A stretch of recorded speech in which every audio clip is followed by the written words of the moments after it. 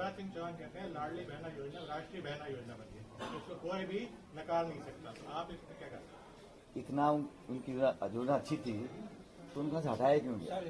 भाई इतने सालों से वो काम कर रहे थे तो उनको मजबूरन यहाँ से जाना क्यों पड़ा? पहली बात। दूसरी बात, आपने कहा ये जो फ्रीबीज की बात कर रहे हैं, बड़ा अजीब है। जो परिभाषित करने के जो लोग हैं वो श्रेय लेते हैं कि हम देश में 80 करोड़ लोगों को फ्री भोजन खिला रहे हैं। वो तो ठीक है, किसी गरीब वंचित को अगर कांग्रेस की सरकार कुछ अनुदान देना चाहे, मदद देना चाहे, वो रेवड़ी है, वो फ्री भी है। और खुद आप श्रेय ले रहे हैं कि हम देश में 80 करोड़ लोगों को फ्री भोजन खिला रहे हैं, तो आप करें तो वो अन्नदाता और दानदाता हैं। कांग्रेस कुछ घोषणा करे तो उसको आप फ्री भी मानते हैं।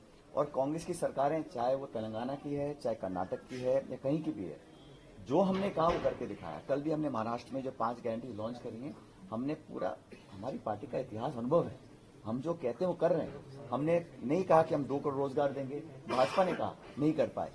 15 लाख रुपए खाते में आएंगे, उन्होंने कहा नहीं कर पाए। किसान की आमदनी दुगनी करेंगे, नहीं कर पाए।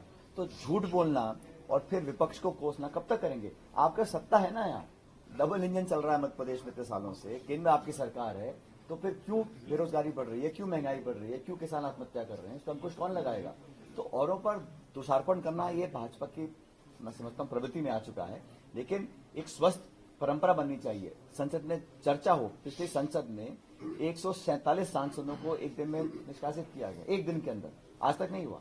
अब संख्याबल हमारा बहुत बेहतर है, तो अब वहां सार्थक चर्चा भी हम करवाएंगे और मनमानी तरीके से जो एक तरफा फैसला सरकार लेती थी उस पर अंकुश लगेगा। सर, धारा 370 को लेकर जम्मू कश्मीर में प्रस्ताव बहाल करने को प्रस्ताव पास हो गया है, कांग्रेस पार्टी का क्या स्टैंड है? नहीं, जो सदन में जो पास हुआ है उसको केंद्र सरकार उसका संज्ञान ले, लेकिन मुझे लगता है कि सदन के अंदर चर्चा के बाद जो भी सदन सर्वसम्मति से पास करता है उसको सरकार को संज्ञान लेना चाहिए। और हमारी पार्टी का कमिटमेंट था कि जम्मू कश्मीर को पूरे राज्य का दर्जा मिलना चाहिए, और एक केंद्र सरकार ने वादा भी किया था। और याद रखिए, वहां जो चुनाव हुए हैं वो केंद्र सरकार ने नहीं कराए, सुप्रीम कोर्ट का आदेश हुआ था, तब जाके वहां चुनाव हुए हैं।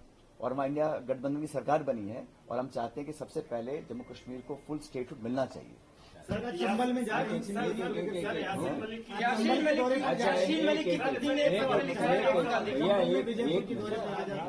विजय एक हो गया। यासीन मलिक की पत्नी ने, एक मिनट, आदरणीय विवेक तनखा जी भी अपनी बात कर सर, नहीं, पहले आप बोले तो बोले। यासीन मलिक की पत्नी ने राहुल जी को पत्र लिखा है कि उनकी बातों को रखा जाए, वो शांति दूत बन सकते हैं कश्मीर में। यासीन मलिक, आप कितने सहमत हैं? और मेरी जानकारी में नहीं है उन्होंने क्या बात।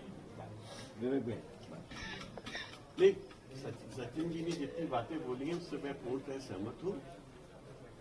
जहां तक मध्य प्रदेश की बात है, मैं ये कहना चाहूंगा, ये विफल प्रशासन है, फेल्ड स्टेट है। आपने किसको नौकरी दी मुझे नहीं मालूम, मैं तो ढूंढ रहा हूँ कि किसको नौकरी मिली। मैं तो किसी को नौकरी ले नहीं पा रहा हूँ। यहाँ पर मैं जहाँ फोन करता हूँ लोग कहते हैं यहाँ पर हाउसफुल है, कोई नौकरी अवेलेबल नहीं है। लोग तो मेरे पास भी आते हैं। आप बता दीजिए, कोई महंगाई में अंकुश है, कोई इंडस्ट्रियलाइजेशन है? तो जहां आप बताओ कि इस 25-20 साल में भाजपा ने क्या नई चीज की है जिसकी हम तारीफ करें और जिसके बारे हम उनको माने? देखिए, कोई अच्छा काम करता है तो उसको प्रेज करने में हमको कोई दिक्कत नहीं है, बट अच्छा काम करो तो। खाली प्रचार से अच्छा काम नहीं हो जाता है। आपके अस्पतालों की क्या हालत है, आपके स्कूलों की क्या हालत है, सरकारी स्कूलों की? मैं जानता हूं, मैं तो एनजीओ चलाता हूं, मैं तो सोशल वर्क करता हूं, मैं तो ट्राइबल एरिया में कितना जाता हूं, आप लोगों को सबको पता है क्या हालत है वहां पर। और कल तो मैं तो शौक था, भी मैंने पेपर में पढ़ा, तो भूपेंद्र सिंह जी कह रहे हैं कि उनके ऊपर खुफिया लगाई गई है। भाजपा अपने लोगों पे खुफिया लगा रही है, और आपको मालूम है ये राइट टू प्राइवेसी का अगेंस्ट है। और अगर भूपेंद्र सिंह जी इसकी कंप्लेंट करेंगे तो इस पे केस रजिस्टर होना चाहिए, इस पे कोई मेरे को शक नहीं है। और अगर खुफिया तंत्र का ये मिसयूज कर रहे हैं तो इसका मतलब ये डरे हुए हैं, और हमसे तो थोड़े वो अपने लोग से डरे हैं। सबसे बड़ी बात तो ये लग रहा है कि मुझे भाजपा अपने लोगों से डर गई है। तो मुझे तो लग रहा है कि हम आज विजयपुर जा रहे हैं। मैं पहले दिन भी गया था जीतू भाई के साथ, हम लोग सब थे उस दिन।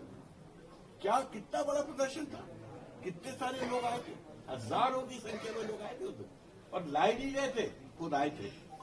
अंतर ये है भाजपा के और हमारे रैलीज में तो मैं तो कह रहा हूं कि कांग्रेस के दिन बदल रहे हैं, यह युवा नेतृत्व सामने आ चुका है और अब आप देखना अगले 4-5 साल में कांग्रेस एक नई तब्दील हुई पार्टी आपको सामने दिखेगी। यूपी के मामले में सुप्रीम कोर्ट ने कहा है कि रातों रात किसी के घर पे बुलडोजर भेजना अराजकता है। ये तो मैं भी कहता हूं और खुल के कहता हूं मैं। देखिए, कानून का राज होता है, बुलडोजर का राज नहीं सुना मैंने। देश को हम कानून के राज से चलाना चाहते हैं।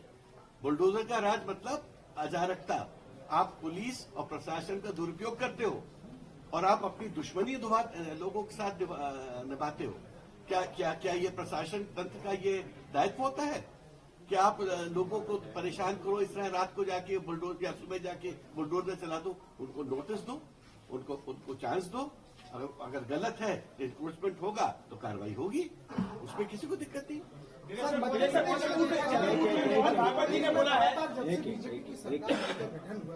तब से देखने में आ रहा है तो एक रिपोर्ट यहाँ पर बताती है कि लगभग 50 से ज्यादा सांप्रदायिक मामले हुए।